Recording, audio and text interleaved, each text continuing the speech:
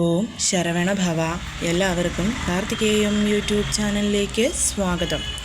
വളരെയധികം ഓസ്പീഷ്യസ് ആയിട്ടുള്ള ഒരു ദിവസമാണ് നാളെ എന്ന് പറയുന്നത്. നാളെ മിഥുന മാസത്തിലെ കറുത്തപക്ഷ ഷഷ്ടിയാണ്. സാധാരണ നമ്മൾ വെളുത്തപക്ഷ ഷഷ്ടി മാത്രമാണ് വ്രതമെടുത്ത് ഭഗവാനെ പൂജിക്കുന്നത്. ഈ മിഥുന മാസത്തിലെ കറുത്തപക്ഷ ഷഷ്ടിയുടെ പ്രത്യേകത നാളത്തെ ദിവസം ജൂലൈ 6 എന്ന ഡേറ്റാണ്. 6 എന്ന് പറയുന്നത് ഭഗവാൻ അറുമുഖനുമായിട്ട് ബന്ധപ്പെട്ടിരിക്കുന്ന ദിവസമായതുകൊണ്ട് തന്നെ അതിന് എത്രമാത്രം പ്രാധാന്യമുണ്ടാവും. അതുമാത്രവുമല്ല, നാളെ തിഥികളിൽ 6ാമത്തെ തിഥിയായ ഭഗവാൻ മുരുകൻ്റെ ഷഷ്ടി തിഥി കൂടിയിട്ടാണ്.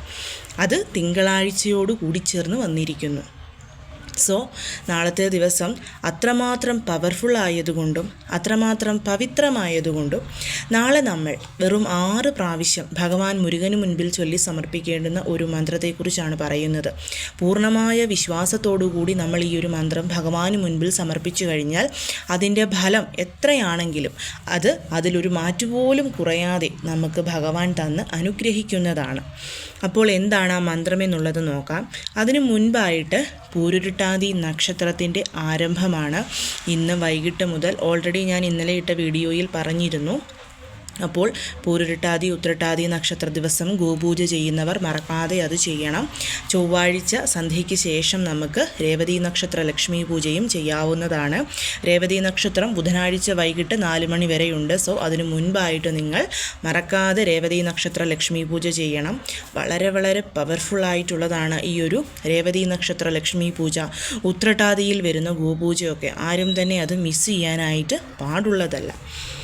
അപ്പോൾ നമുക്ക് ഇന്നത്തെ വീഡിയോയിലോട്ട് പോകാം. ഷഷ്ടിതിഥിയുടെ ആരംഭം എന്ന് പറയുന്നത് ഇന്ന് ഞായറാഴ്ച ജൂലൈ 5-ാം തീയതി ഉച്ച കഴിഞ്ഞ് 1:30 കൂടിയിട്ടും തിഥി അവസാനിക്കുന്നത് നാളെ ജൂലൈ 6 തിങ്കളാഴ്ച ഉച്ചയ്ക്ക് 1:47 പക്ഷേ നമ്മൾ ഈ ഒരു പൂജ ചെയ്യേണ്ടത് അല്ലെങ്കിൽ ഈ ഒരു മന്ത്രം ജപിക്കേണ്ടത് നാളെ ജൂലൈ 6 തിങ്കളാഴ്ചയാണ്. ജൂലൈ 6 തിങ്കളാഴ്ച ബ്രഹ്മമുഹൂർത്തം മുതൽ, അതായത് ഒരു 3:30 മുതൽ ഉച്ചയ്ക്ക് 1:47 ഏതൊരു സമയത്തും ഞാൻ ഈ പറയുന്ന മന്ത്രം നിങ്ങൾക്ക് ജപിക്കാം. നിങ്ങൾ അതിന് ഉച്ച സമയമെന്നോ അല്ലെങ്കിൽ ആ സമയത്ത് ചെയ്യാമോ ഇതൊന്നും ചിന്തിക്കേണ്ട. നമ്മൾ ഷഷ്ടിതിഥി മാത്രമേ ഇവിടെ നോക്കുന്നുള്ളൂ. വ്രതമായിട്ട് എടുക്കണമെന്നുള്ള നിർബന്ധങ്ങളൊന്നും തന്നെയില്ല. പക്ഷേ നോൺ വെജ് കഴിച്ചിട്ട് നമ്മൾ ഈ ഒരു മന്ത്രം ചൊല്ലരുത്. അതുമാത്രം നിങ്ങളൊന്ന് ശ്രദ്ധിച്ചാൽ മതിയാകും. പിന്നെ പീരിയഡ്സ്, പുല, വാലായ്മ ഇതൊക്കെ ഉള്ളവരും ഇതൊന്നും ചെയ്യാനായിട്ട് നിൽക്കരുത്.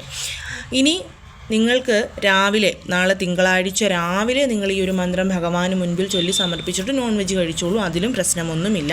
പക്ഷേ നോൺ വെജ് കഴിച്ചിട്ട് മന്ത്രം ജപിക്കരുത്. അതുമാത്രം ഒന്ന് ശ്രദ്ധിച്ചാൽ മതിയാവും. ഭഗവാന്റെ വളരെ പവർഫുള്ളായിട്ടുള്ള ഒരു മന്ത്രം കൂടിയിട്ടാണിത്. ഇതിനി എങ്ങനെയാണ് നമ്മൾ ചെയ്യേണ്ടതെന്നുള്ളത് നോക്കാം. ഞാൻ ഈ പറയുന്ന മന്ത്രം വെറുതെ ഭഗവാൻ മുരുകന് മുൻപിൽ 6 പ്രാവശ്യം ജപിക്കുന്നതിനേക്കാൾ ഞാൻ ഈ പറയുന്ന രീതിയിൽ ചെയ്തു കഴിഞ്ഞാൽ അതിന് വളരെ പെട്ടെന്ന് ഫലം കിട്ടും. അപ്പോൾ എന്താണ് ചെയ്യേണ്ടതെന്നുള്ളത് ഞാൻ ഈ ഒരു വീഡിയോയിൽ കാണിക്കുന്നുണ്ട്. ഞാൻ ഈ കാണിച്ചിരിക്കുന്നത് പോലെ ഭഗവാൻ മുരുകൻ്റെ ഫോട്ടോയാണോ വേലാണോ വിഗ്രഹമാണോ എന്താണോ ഉള്ളത് അത് തുടച്ച്, അഭിഷേകം ചെയ്യുന്നവർ തീർച്ചയായും അഭിഷേകം ചെയ്യണം. ഭഗവാന് മഞ്ഞൾ, കുങ്കുമം, പൊട്ടൊക്കെ വെച്ച് ഭഗവാന് പൂക്കളൊക്കെ സമർപ്പിച്ചതിന് ശേഷം ഇതുപോലെ 6 വെറ്റില എടുക്കണം. 6 വെറ്റില നല്ല ഫ്രഷ് ആയിട്ടുള്ള കീറലുകളില്ലാത്ത കുത്തലുകളില്ലാത്ത 6 വെറ്റിലകൾ നമ്മൾ എടുക്കുക. അത് നന്നായി കഴുകി തുടച്ചെടുത്തതിന് ശേഷം അതിൻ്റെ തുമ്പിൽ ഈ കാണുന്നത് പോലെ നമ്മൾ മഞ്ഞൾ ആദ്യം തേൽക്കണം, പിന്നെ കുങ്കുമം തേക്കണം. അതായത് നമ്മൾ വെറ്റില ദീപം കൊളുത്തുന്നത് പോലെ തന്നെ. പക്ഷേ വെറ്റില ദീപത്തിന് 6 വെറ്റില, നടുക്ക് ഒരേ ഒരു ദീപമാണെങ്കിൽ ഇവിടെ 6 വെറ്റിലയും 6 ദീപവും നമുക്ക് വേണം.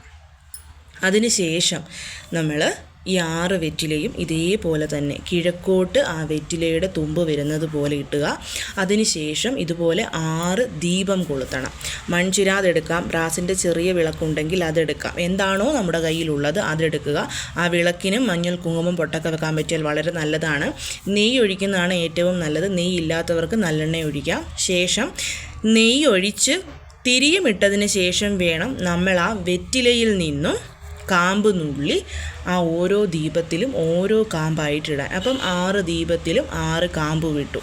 അതിന് ശേഷം കൈകൾ കൂപ്പി ഭഗവാനെ ഒന്ന് മനസ്സിൽ കൊണ്ടുവന്ന് നിങ്ങളിൽ നിന്നും വേർപെട്ടു പോകണമെന്ന് ആഗ്രഹിക്കുന്ന, നിങ്ങളിൽ നിന്നും ഇല്ലാതാവണമെന്ന് ആഗ്രഹിക്കുന്ന പ്രശ്നത്തെ, ദുഃഖത്തെ പറയുക.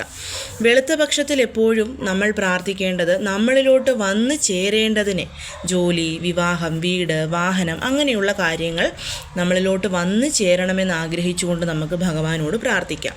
കറുത്തപക്ഷ ഷഷ്ടിയിൽ നമ്മളിൽ നിന്ന് വിട്ടു പോകണം, അതായത് നിങ്ങൾക്ക് എന്തെങ്കിലും രോഗമുണ്ടെങ്കിൽ അത്, മക്കൾക്ക് ചീത്ത കൂട്ടുകെട്ടുകൾ ഉണ്ടെങ്കിൽ അത്, ഇനിയിപ്പോൾ ഒരു സ്ഥലം വിൽക്കാനുണ്ടെങ്കിൽ ആ സ്ഥലം വിറ്റ് നമുക്ക് ആ കാശ് കിട്ടണമല്ലോ, അപ്പോൾ ആ സ്ഥലം വിറ്റ് പോകണം.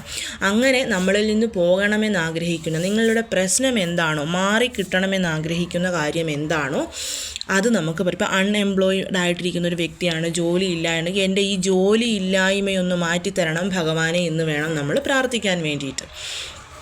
അങ്ങനെ ഭഗവാനോട് പ്രാർത്ഥിച്ചതിന് ശേഷം ഈ 6 ദീപങ്ങളും നമ്മൾ മനസ്സിൽ ശരവണഭവ പറഞ്ഞുകൊണ്ട് കൊളുത്തണം. നമ്മൾ ചൊല്ലേണ്ടുന്ന മന്ത്രം മറ്റൊന്നാണ്. മനസ്സിൽ ശരവണഭവ പറഞ്ഞുകൊണ്ട് ഈ 6 ദീപങ്ങളും കൊളുത്തുക. അതിനുശേഷം ഞാൻ ഈ വീഡിയോയിൽ കാണിച്ചിരിക്കുന്നത് പോലെ 6 പൂക്കൾ എടുക്കണം. ചുമന്ന കളറിലെ പൂക്കളാണ് ഏറ്റവും നല്ലത്. ചെമ്പരത്തിപ്പൂവ്, തെച്ചിപ്പൂവ്, അതേപോലെ തന്നെ അരളിപ്പൂവ്, റോസാപ്പൂവ്, താമരപ്പൂവ്, അങ്ങനെ എന്താണോ ചുമന്ന കളറിൽ കിട്ടുന്നത് അതെടുക്കുക. ചുമന്ന കളറാണ് ഏറ്റവും നല്ലത്. ചുമപ്പ് കിട്ടാൻ ഒരു സാധ്യതയും ഇല്ലാത്തവർ മാത്രം നിങ്ങൾക്ക് കിട്ടുന്ന കളർ എടുത്തോളൂ. ചുമപ്പ് കിട്ടുമെന്നുണ്ടെങ്കിൽ തീർച്ചയായിട്ടും ചുമപ്പ് തന്നെ എടുക്കണം. അങ്ങനെ 6 പൂക്കൾ നമ്മൾ ആദ്യം തന്നെ നമ്മുടെ സൈഡിലായിട്ട് എടുത്ത് വെച്ചേക്കണം. അതിനുശേഷം ഞാൻ ഈ പറയുന്ന മന്ത്രം ചൊല്ലി ഓരോ പൂക്കളും ഓരോ ദീപത്തിന് സമർപ്പിക്കുക.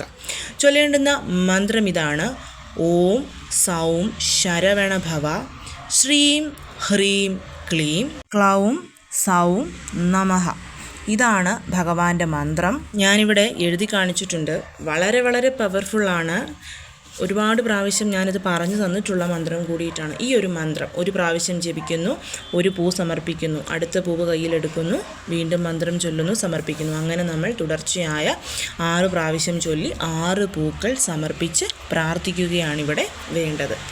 അത് ചെയ്യുമ്പം അത്രമാത്രം വിശ്വാസത്തോടും നിഷ്ഠയോടും ഭക്തിയോടും വേണം ജപിക്കാൻ.